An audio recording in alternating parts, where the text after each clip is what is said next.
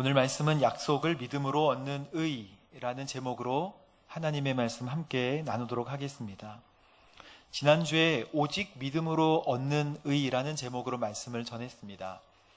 오직 하나님의 의는 믿음으로 받아들인다. 근데 오늘은 하나님의 약속을 믿는 믿음으로 이렇게 된다라는 것입니다. 이 두 가지는 다른 내용이 아니에요.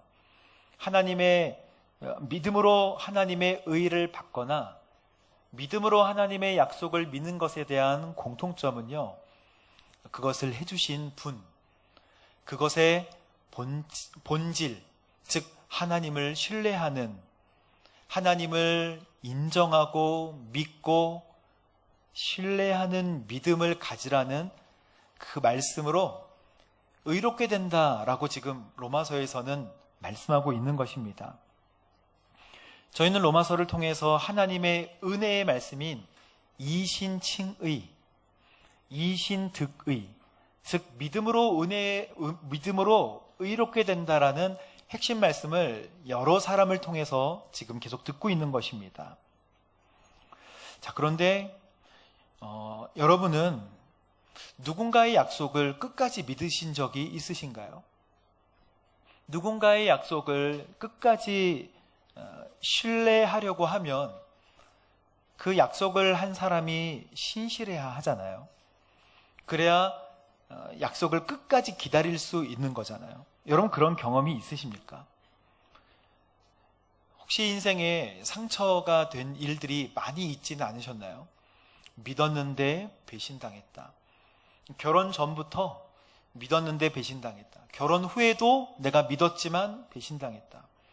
자녀에게도 부모에게도 어쩌면 내 인생은 배신의 인생이었고 배반의 인생이었다라고 이야기하는 분들도 있을 것입니다. 그런 상처로 저희가 점철되어 있기 때문에 우리는 어쩌면 하나님에 대한 신실함을, 그리고 하나님의 불변하심에 대한 것들을 완벽하게 믿을 수 없을지도 몰라요. 그래서 하나님은 우리에게 약속하시고 거기에 대해서 신실하시다라고 하는 말을 믿고 싶어도 하나님이 어떤 분이신지, 인간과 같이 어느 시간이 지나면 말씀을 번복하는 건 아니신지 해서 이 말씀이 중요하다는 것 자체를 인식하지 못할 때가 많습니다. 바울은 오늘 이 말씀을 로마에서 믿음 생활을 하고 있는 로마 성도들에게 보내는 것이지만, 오늘 우리가 아까 읽었던 말씀 그대로를 받아들인다면 아브라함에게 주셨던 하나님의 약속이 로마에서 살고 있는 여러분에게도 동일한 것이고, 지금 그 말씀을 현대 2022년 평택 온누리교회에서 읽는 저희들에게도 동일한 것이다 라고 하나님께서 말씀해 주시는 거예요. 이 얼마나 감사한 말씀입니까? 이 얼마나 생각하면 생각할수록 놀라운 말씀입니까? 그래서 오늘 이 말씀의 핵심 내용은 무엇인지를 함께 보도록 하겠습니다. 우리 13절과 14절 말씀을 함께 읽어보겠습니다. 시작. 아브라함이나 그의 후손에게 세상의 상속자가 되리라고 하신 약속은 율법으로 인해 된 것이 아니라 오직 믿음의 의로 인해 된 것입니다. 14절. 만일 상속자가 된다면 믿음은 무효가 되고 약속은 파기됐을 것입니다. 아멘. 지난주에 아브라함의 믿음으로, 이 하나님의 의는 믿음으로 받는 것이다 라고 얘기했는데, 오늘 하나님은 약속을 믿어야 된다 이렇게 말씀하고 계세요. 그러면서 아브라함뿐만 아니라 아브라함의 후손들 이야기를 합니다. 여러분, 아브라함의 대표적인 후손은 우리가 잘 알고 있듯이 아브라함, 이삭, 야곱, 그리고 요셉이잖아요. 이게 창세기에 족장시대에 나오는 아브라함의 후손들입니다. 이 후손들로 약속에 대해 우리에게 오늘 말씀하고 싶으신 거예요. 여러분, 아브라함이 나오는 그 창세기, 오늘 13절에 아브라함이나 그의 후손에게 세상의 상속자가 되리라고 하신 약속은 이라고 하는 이 말씀에 저는 눈이 번쩍 띄었어요. 세상의 상속자가 된다? 여러분, 우리는 2가지 시각을 가지고 있습니다. 창조, 타락, 구속, 회복, 즉 예수님이 재림하시는 하나님의 구원의 역사를 우리는 세계관과 역사관으로 가지고 있는 사람들입니다. 저희는 그리스도인들이기 때문에. 하지만 세상 사람들은 그렇게 역사를 보지 않습니다. 세상은 계속해서 발전해 나가고 있고 사람이 무엇인가를 선을 이루고 의를 이룰 수 있을 것이다 라고 끊임없이 나가는 게 바로 인본주의 세계관이에요. 절대 가치도 없고 또 절대적으로 지켜야 될 법도 존재하지 않습니다. 그래서 포스트 모더니즘의 핵심은 개인주의예요. 내가 진리라고 여기는 것이 진리다. 그래서 이 두 가지 사상은 평행선을 그릴 수밖에 없고 서로 부딪힐 수밖에 없어요. 여러분, 우리가 이런 대결에서 세계관을 하나님의 세계관으로 딱 붙드시게 되기를 주님의 이름으로 축복합니다. 이게 바로 그리스도인의 세계관입니다. 즉 예수님은 다시 오실 거예요. 그런데 주님이, 우리 하나님께서 그토록 우리에게 주시고자 하는 것과 만드시고자 하는 것이 있었는데 그것은 뭐냐면 상속자 개념이에요. 하나님의 나라를 상속하는 것. 즉 하나님의 백성이 되는 것. 하나님 사람이 되는 것. 그냥 나는 하나님 사람 된 게 그냥 된 거지. 여러분, 우리는 이걸 어느 정도로 생각하냐면 지극히 개인적이고 주관적인 것으로 생각해요. 그러나 그렇지 않습니다. 하나님께서 천지를 창조하셨고 이 세상을 정말 세밀하게 만드셨다고 믿는다면 내가 하나님의 백성이 된다는 것, 그리고 하나님 나라를 상속하는 것에 대해서 놀라울 만큼 두려우면서 놀라울 만큼 감사하고 전율이 일어나는 사건이라는 것입니다. 그래서 하나님은 창세기를 그 모델로 보여주셨어요. 여러분, 창세기는 1장부터 50장까지 되어 있잖아요. 근데 그 중에 1장부터 11장까지는 족장시대의 일반 역사를 이야기합니다. 창조하셨고 그리고 사람을 만드셔서 열심히 사람들이 불어났는데 여전히 자기가 옳은 대로 행동을 하기 시작해서 곳곳에 죄악이 관영했습니다. 하나님은 이것을 그냥 보실 수가 없었어요. 그래서 홍수 심판, 창세기 6장에 보면 홍수 심판으로 모든 인류를 다 제하시고 하나님이 하고 싶으셨던 거는 하나님의 나라를 만드시고 싶으셨던 거예요.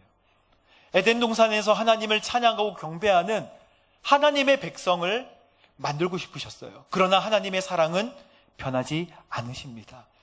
노아를 통해서 새로운 민족과 백성들을 만드시고 그 백성들이 이제 노아 홍수 다음에 또 살아갈 수 있도록 하나님은 도와주셨는데 이 사람들이 창세기 10장과 11장에 보면 또다시 서로 뭉쳐서 우리가 하나님과 같이 되자.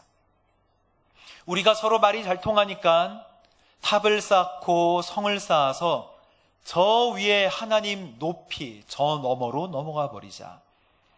인간이 교만해졌던 거예요. 즉 높이가 높아졌다는 게 아니라 하나님 없이도 또다시 살아갈 수 있도록 사람들이 바뀌었다는 뜻입니다. 그게 바로 바벨탑 사건이에요. 창세기 11장. 그래서 하나님은 그 사람들의 언어를 흩어버리십니다. 그 다음부터 사람들은 따로따로 말이 안 통하니까 더 이상 뭉치지 않았고 지금 서로 다른 말로 살아가고 있는 것입니다. 그런데 여기까지가 일반 역사인데요. 창세기 12장에 보면 하나님이 한 사람을 갈대아 지방의 우르에서 데리고 나오십니다. 그 사람이 바로 아브라함이에요. 왜 잘 살고 있는 사람 한 명을 데리고 나오셨을까요? 아브라함에게 내가 너로 나의 민족을 이루어서 나의 나라를 또다시 만들고 싶다. 여러분, 하나님은 변하지 않으십니다.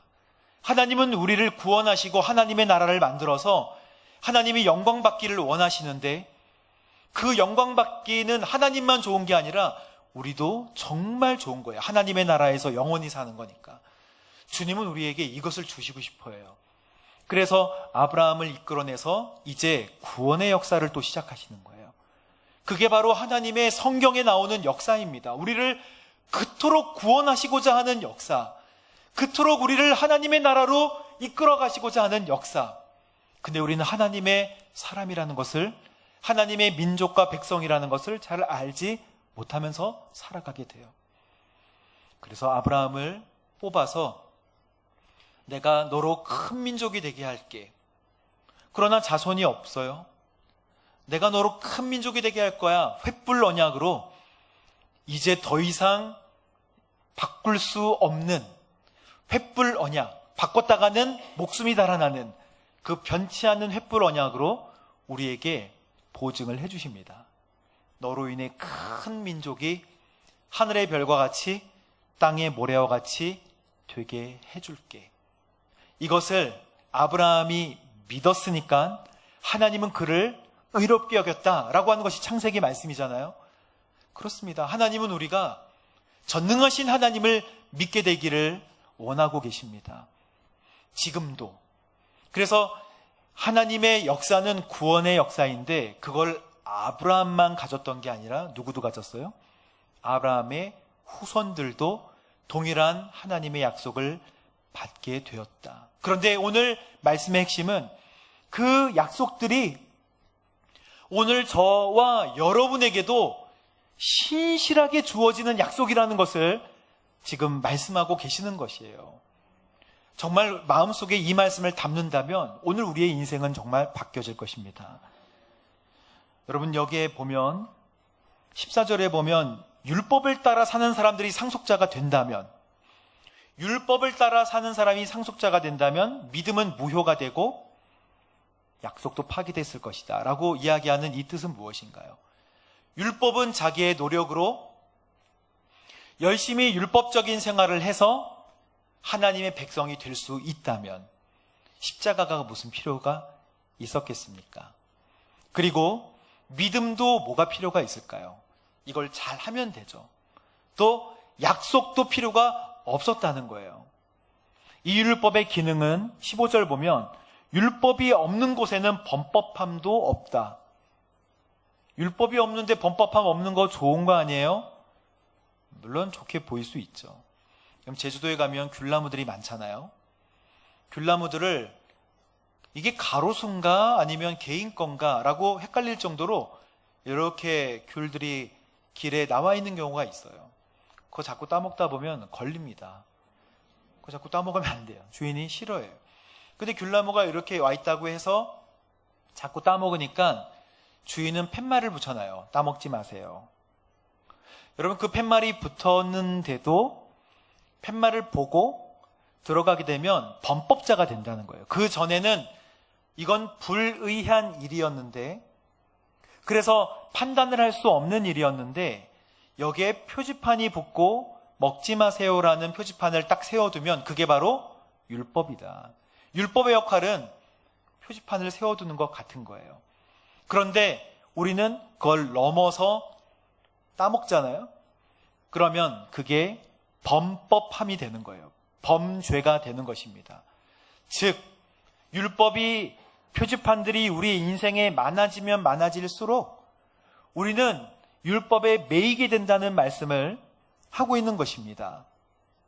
몇 발자국 걸어가면 죄가 되고, 불을 피워도 죄가 되고, 엘리베이터 층을 눌러도 죄가 되고, 숨 쉬는 것도 죄가 될 만큼 모든 것들이 다 우리를 옥죄는 율법이 된다는 거예요. 그래서 바울은 율법으로 구원을 받지 못한다라고 얘기하는 거예요.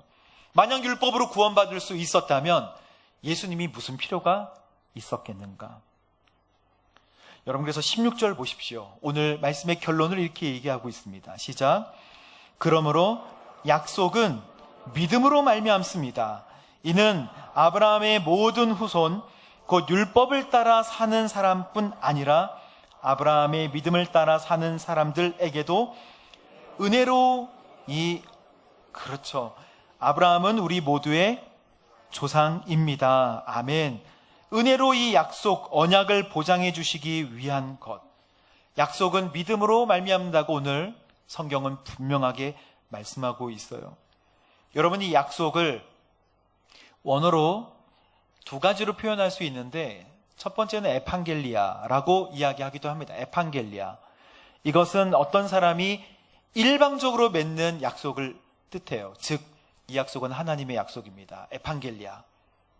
조건이 없어요. 하지만 조건을 가지고 쌍방간에 맺는 약속이 있는데 이게 히포스케시스라고, 이 두 약속의 의미가 달라요. 하나님은 우리에게 약속하실 때 쌍방간의 약속을 하신 게 아니에요. 무조건적인 축복을 주십니다. 에판겔리아, 할렐루야. 그래요. 하나님은 일방적으로 우리에게 약속하시고 일방적인 호의로 우리에게 언약을 하셨는데, 그 언약을 지키는 사람, 믿는 사람, 그 사람이 바로 하나님의 의를 힘입는 사람들이에요. 근데 저는 이 말씀이 은혜가 되기도 하는데 굉장히 많이 고민이 되고 헷갈리기도 했어요. 여러분, 약속을 지키지 않는 사람이나 나도 약속을 지키지 않았던 적이 많이 있기 때문에 하나님의 약속이 신실하신가에 대한 부분을 많이 의심하게 된다고요. 하나님의 약속은 과연 신실하신가? 여러분, 하나님은 하나님만이 가지고 계신 속성 중에 불변하시다와 신실하시다라는 속성을 가지고 계십니다. 불변과 뭐요? 신실하심. 여러분, 불변하시는 것은 하나님이 스스로 변할 수 없으시다는 거예요. 우리는 마음 바꿔야지, 그 약속이 좀 안 좋은 것 같아 하고 바꿀 수 있지만 하나님은 스스로 그것을 바꿀 수가 없는 분이십니다. 그래요. 하나님은 온전히 신뢰할 수 있는 분인데 그분의 온전하신 선한 성품에 영향을 주거나 또는 변화를 줄 수 있는 것이 아무것도 없다는 거예요. 우리는 환경에 따라서 약속이 바뀌고 환경에 따라서 우리의 결정이 바뀌는데 하나님의 결정에 영향을 줄 만한 어떤 환경도 없다는 뜻이에요. 하나님은 불변하시다. 여러분, 이 성품을 기억하십시오. 이 성품을 기억하면 하나님이 새롭게 보입니다. 그동안에는 지켜주시는 거야, 마는 거야. 도대체 이거를 하라는 거야, 마는 거야 라고 생각하지만 하나님은 어떠한 것에도 영향을 받지 않으신다라는 하나님의 성품을 믿는 순간에 우리는 아브라함 같은 믿음을 가지게 되는 거예요. 100세나 돼서도 자기의 태, 그리고 사라의 태가 끊긴 것을 알고 있는데도 불구하고 믿음에서 흔들리지 않을 수 있는 비결은, 여러분, 어떻게 그렇게 합니까? 과학적인 사실에 의해서 판단을 하는 거잖아요. 그런데 믿음으로 넘어가는 거예요. 하나님이 죽음도 뛰어넘을 수 있는 분이라는 것을 믿는 믿음 때문에. 할렐루야. 그래서 하나님의 불변하심과 하나님의 신실하심을 믿게 되기를 바랍니다. 신실하심은 뭐냐면 다른 이들에게 절대적으로 확고하고 약속을 온전히 지키신다는 뜻이에요. 하나님의 신실하심 그리고 하나님의 불변하심을 우리가 믿으면 내가 어찌됐든 내가 어떤 환경 속에 있든 하나님은 신실하시게 그 약속을 지켜주시겠구나라고 믿을 수가 있는 것입니다. 여러분, 16절 말씀을 깊이 묵상하고 감사함으로 받으면 이 다음 말씀이 믿어지게 되는 거예요. 아브라함의 후손. 여러분, 아브라함의 후손이 아브라함과 이삭과 야곱과 요셉으로 창세기 50장이 끝난다고 말씀드렸는데 그 아브라함의 후손에게도 정말 신실하셨는가? 여러분, 이삭을 보십시오. 이삭은 100세 때 낳은 아들이잖아요. 근데 이 이삭을 하나님께서 바치라고 하십니다. 여러분, 이 하나님의 약속을 이루기 위해서 아들도 없었는데 아들을 주셨더니 그 아들을 또 바치라고 하세요. 하나님의 생각과 뜻을 알 수가 없어요. 그래서 그 이삭이 어쨌든 자라나게 됐는데 이삭이 오물을 파는 곳마다 물이 나왔는데 그 사건이 창세기에 기록이 되어 있습니다. 이 이삭이 흉년이 들었을 때 애굽으로 내려갈 생각을 하고 이제 중간에 블레셋 지역으로 잠깐 갔을 때 이제 우물을 파기 시작해요. 에색이라는 우물을 이렇게 팠는데 거기서 물이 퐁퐁퐁퐁 솟아나는 거예요. 이걸 보고 그랄이라는 지역인데요. 아비멜렉 왕이 있는 그랄이라는 지역이었는데 거기에 있는 양치기들이 물이 나오니까 양을 키울 수 있게 되니까 쫓아냅니다. 이거 우리 거다. 그리고 물러나서 신나라는 곳에서 또 우물을 파니까 또 물이 퐁퐁퐁퐁 나오는 거예요. 여기 그랄에 있는 그 블레셋의 목자들이 또 와서 이것도 우리 거야 하면서 또 가집니다. 그래서 세 번째로 르호봇이라는 곳에서 파니까 여기에 또 물이 퐁퐁퐁퐁 나오는 거예요. 이제 더 이상 건드리지 않았어요.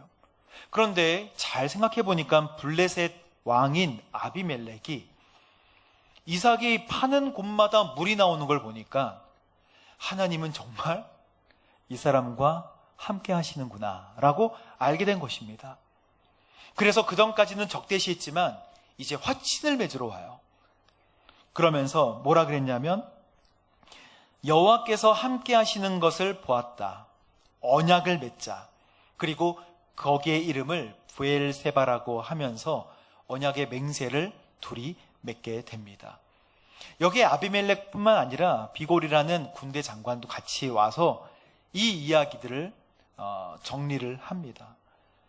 우리가 하나님의 약속을 받은 백성으로 살아가게 될 때 우리에게 힘들고 어려운 일들이 있지만 하나님께서는 그 약속에 신실하게 반응을 해주시는데 어느 날 이삭에게 와서 이렇게 말씀을 하시는 거예요. 창세기 26장 24절 말씀을 함께 보도록 하겠습니다.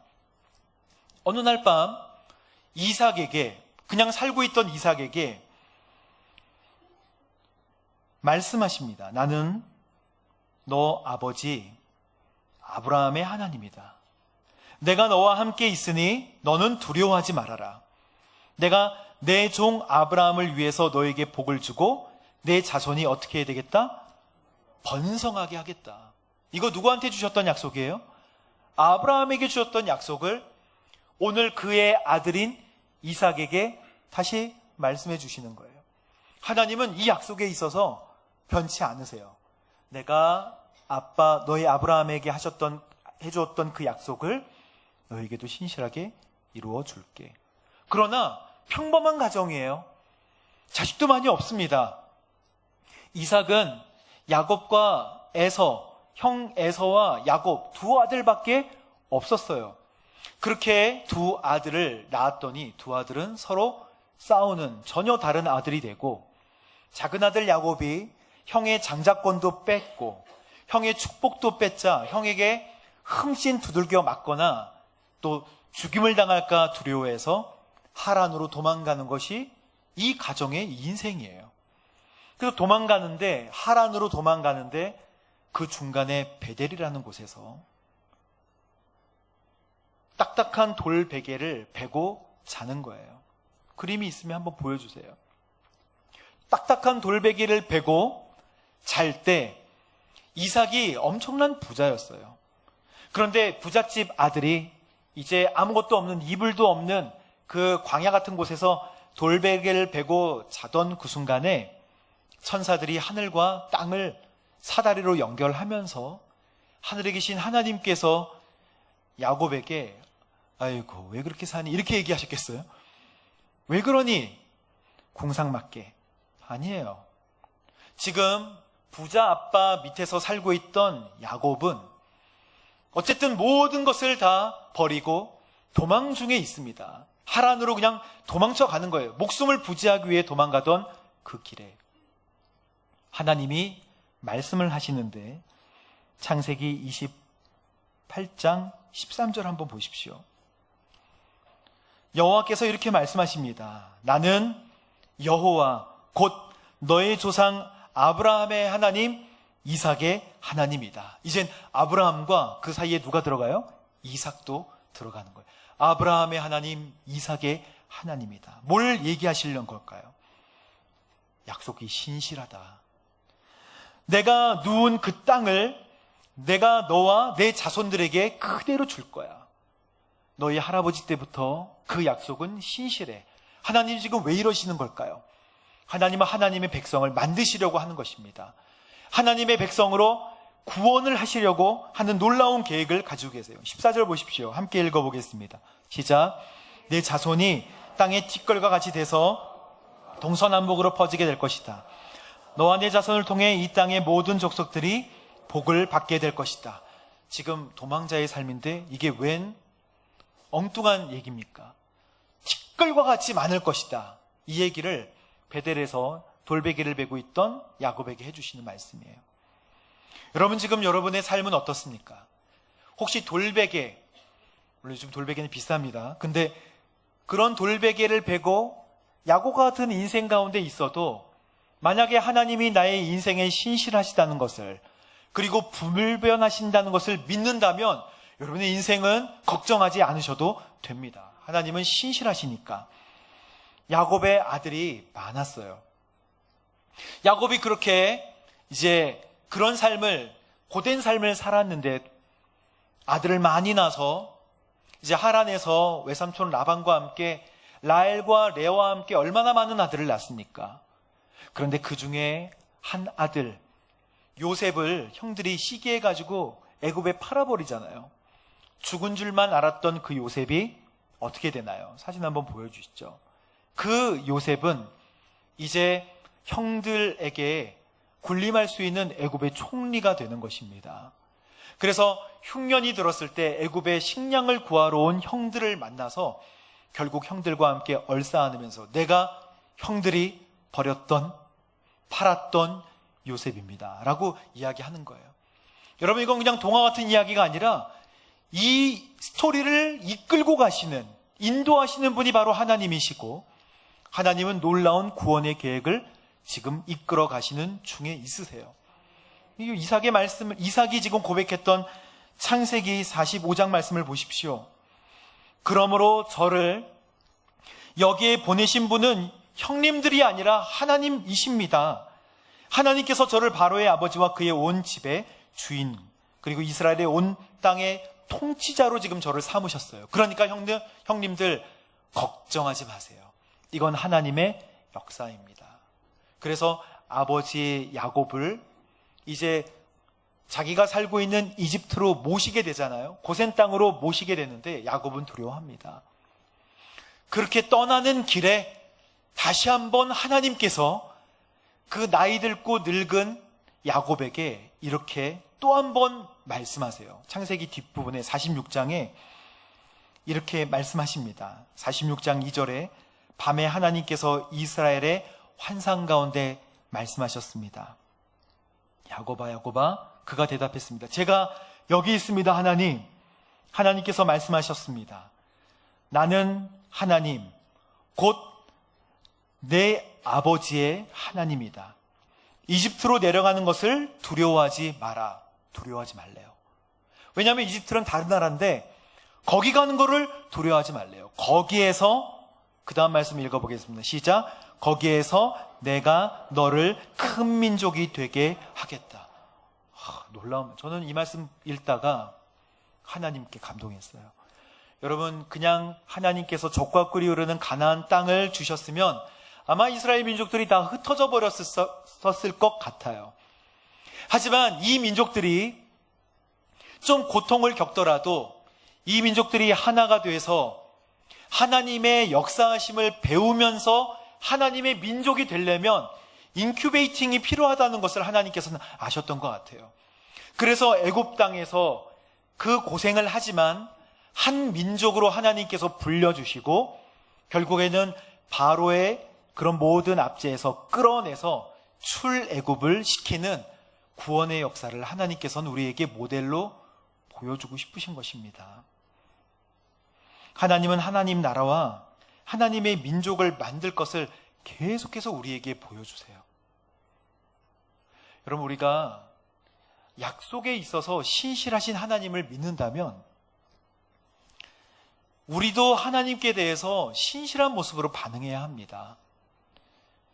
오늘 마지막 말씀 보면 19절, 20절 보십시오. 아브라함은 100세나 돼서 자기 몸이 죽은 것 같고 사라의 태가 죽은 것 같은 것을 인지했다 그랬어요. 알았다 그랬어요. 그런데 어떻게 믿음이 약해지지 않을 수 있을까요? 전 이게 신기해요. 어떻게 믿음이 약해지지 않을 수 있느냐는 거예요. 근데 이 비결은요, 하나님의 불변하심과 신실하심을 알았기 때문이에요. 그렇지 않으면 환경의 지배를 받을 수밖에 없습니다. 20절 말씀 보십시오. 그는 하나님의 약속을 어떻게 했다고요? 믿었고, 그 다음에 의심하지 않았고, 그 다음에 도리어 굳건해졌대요. 그리고 하나님께 영광을, 정말 상상하기 어려운, 환경은 이렇지만 도리어 믿음이 굳건하여져서, 그래서 제가 궁금했어요. 도대체 믿음의 조상인 건 알겠지만 도대체 어떻게 믿음이 도리어 굳건해질 수 있는가? 라고 원어를 찾아보니까 에네 뒤나모네, 우리가 흔히 쓰는 말은 아니죠. 헬라어인데 에네 뒤나모네, 굳건하여지고 견고해지다. 그런데 이것은 수동태입니다. 즉 굳건하게 만드는 주체가 있었다는 거예요. 내가 그냥 굳건하여져야지 라고 한 게 아니에요. 힘써서 견고해져야지 라고 하는 신념이 아니었다는 거예요. 이거는 굳건하게 만들게 하시는 하나님의 도우심이었습니다. 현실은 불가능하지만 하나님께서 말씀하셨기 때문에 반드시 이루어질 것으로 받아들이는 것이 믿음인데, 그 굳건하게 하는 것을 하나님께서 도우시는 거예요. 그러나 1차적으로 우리는 하나님에 대한 불변하심과 신실하심을 믿어야 될 줄로 믿습니다. 말라기 3장에 보면 나 여호와는 변하지 않아. 그러니 야곱의 자손들아 너희는 멸망하지 않을 거야 라고 분명하게 약속하셨어요. 그리고 히브리서 13장에 보면 예수 그리스도께서는 어제나 오늘이나 영원토록 한결같은 분이시다. 우리 하나님의 성품과 속성 중에 불변함과 신실하심을 믿지 않으면 이 말씀은 우리의 말씀으로 다가올 수가 없는 것입니다. 여러분, 약속을 가진 것으로 충분하지 않아요. 하나님의 약속을 이루실 것에 대한 확신을 가져야 돼요. 광야에서 이스라엘 백성들이 약속을 받지 않거나 몰라서 헤맨 게 아니에요. 확신이 없어서 그랬던 거예요. 환경을 보니 확신이 사라지고 불평과 원망이 그들을 지배하는 것이죠. 심지어 지도자를 다시 바꾸자, 세우자까지 이야기한 것은 하나님의 그 약속이 흔들릴 것이라고 생각한 거예요. 하나님의 약속 한 번도 바뀐 적이 없어요. 한 번도 하나님 바꾸신 적이 없고 오늘도 우리에게 신실하신 줄로 믿습니다. 여러분, 제가 이 말씀을 준비하면서 한 영화가 떠올랐는데 그 국제시장의 가장 마지막 부분이에요. 함흥 철수를 이렇게 하면서 아버지가 마지막으로 그 조그만 아들에게 네가 이 집의 가장이다 하면서 나의 약속을 신실하게 지켜다오 하고 아버지와 헤어졌는데, 그 나이 들어 할아버지가 될 때까지 이 약속에 대해서 아버지, 제가 신실하게 아버지의 약속을 잘 지켰지요 하는 그 장면이 떠올라서 잠깐 보고 우리 함께 기도하도록 하겠습니다.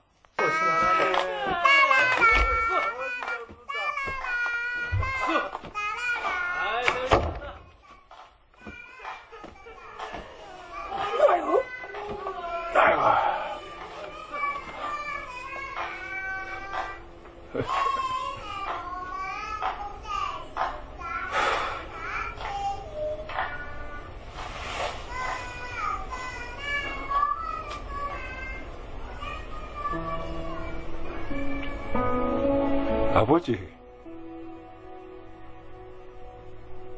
내 약속 잘 지켰지.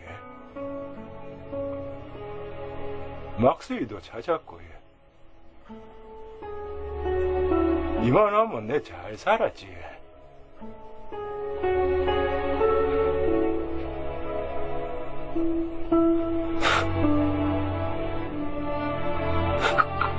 근데 내 진짜 힘들었거든요.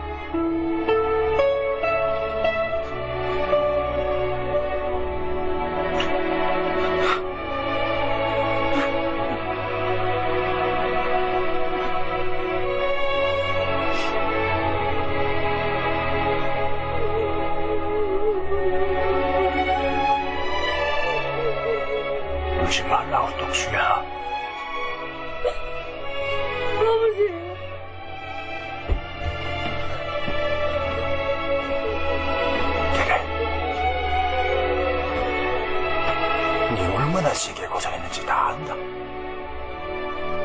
내가 너한테 영 고맙다. 내 못한 거 네가 잘해줘서 진짜 고맙다.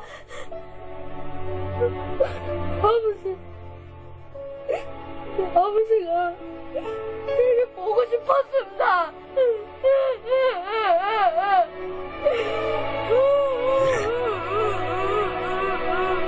내도 네가 영 보고 싶었다.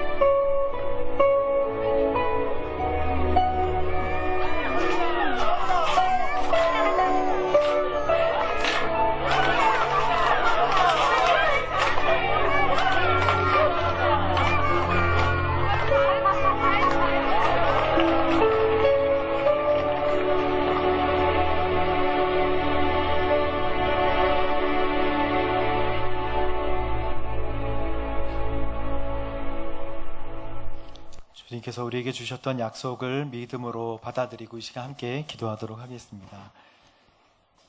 우리 같이 기도할 때 하나님, 주님께서 주신 약속을 잘 지키고 믿음의 선한 싸움을 잘 싸우고 주님 앞에 설 때 꼭 안아주시고 잘했다, 정말 잘했다, 착하고 충성된 나의 아들아 딸아, 내가 이 일에 충성하고 믿음의 경주를 다 마쳤으니 이제 편히 쉬고 나와 함께 동행하자. 말씀하시는 아버지의 만남을 기대하며 우리 시간 함께 기도하도록 하겠습니다. 주님 약속 믿게 하여 주시고 그 믿음으로 하나님 의롭다고 칭해 주시는 우리 아버지 붙들게 하여 주옵소서. 하나님 아버지, 아브라함과 그의 후손에게 세상의 상속자가 되리라고 하신 약속, 오늘 그 약속의 믿음으로 말미암아 율법을 따라 사는 사람들뿐만 아니라 아브라함의 믿음을 따라 사는 모든 사람들에게도 은혜로 이 약속을 보장해 주실 줄로 믿습니다.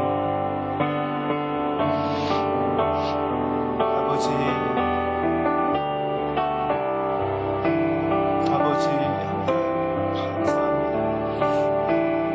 은혜의 약속에서 흔들리지 않도록 도와주시고 믿음의 선한 싸움을 끝까지 싸워나갈 수 있도록 주님 역사하여 주옵소서.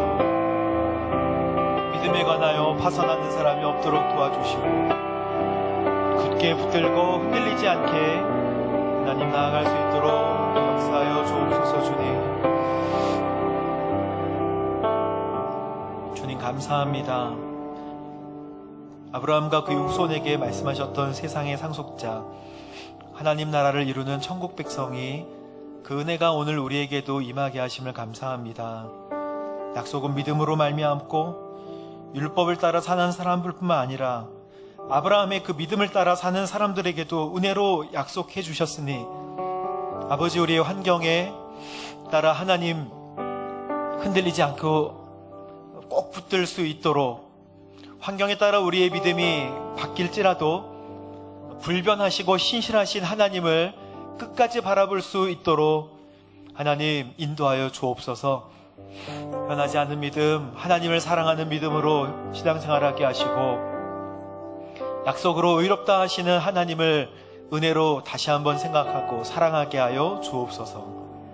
감사와 찬양과 영광을 올려드리며 예수님의 이름으로 기도합니다. 아멘.